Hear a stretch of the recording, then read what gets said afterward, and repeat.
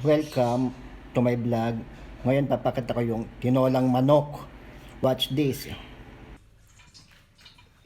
Ito na siya, yung sangkap ng tinola. Yung ingredients. Una, manok. Pangalawa, bawang. Pangatlo, sibuyas. Luya. Chicken cubes. Ayan.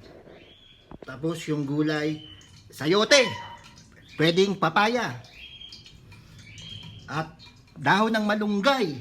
Sisimulan ko ng ihulog yung bawang. Mainit na siya.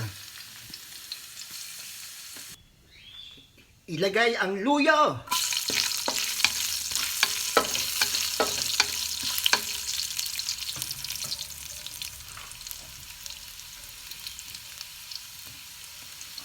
Pagkatapos, sibuyas.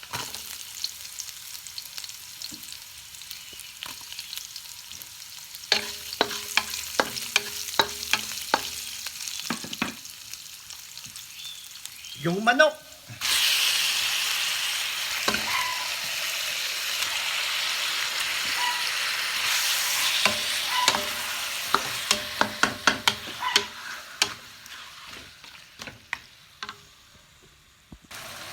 Pagkatapos igisa, lagyan ng tubig.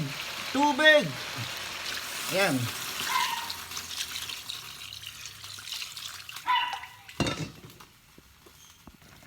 Ayan, kumukulo na siya. Pagtapos kumulo, ilagay ang asin. Ilagay ang cubes. Lagyan ng paminta. Ihulog ang sayote.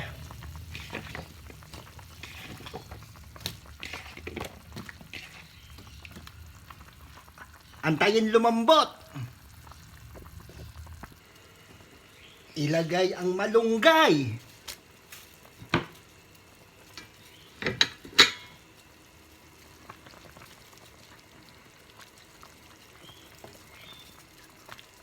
Ayan, luto na ang tinolang manok.